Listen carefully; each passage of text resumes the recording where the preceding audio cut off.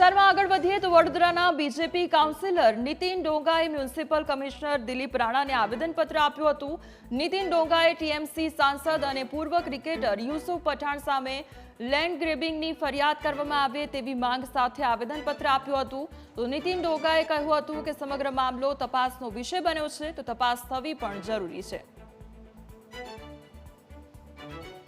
માનનીય એમપી જે યુસુફ પઠાણભાઈ છે એમના દ્વારા જે તે સમયે તાંદળજા વિસ્તારમાં જે ટીપી 22 FP 90નો જે પ્લોટ છે એમની ઘરની બાજુનો એ એડજસ્ટન્ટ પ્લોટ એમને માંગણી કરી હતી।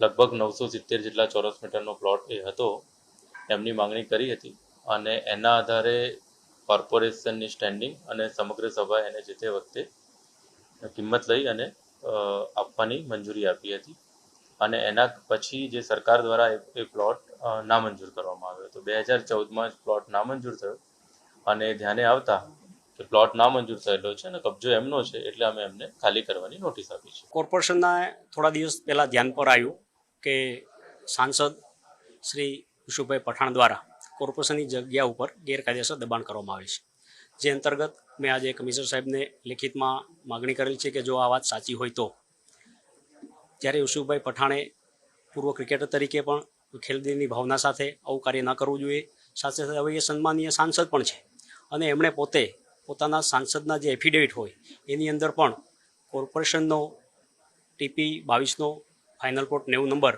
પોતાની માલિકીનો દર્શાવેલ છે।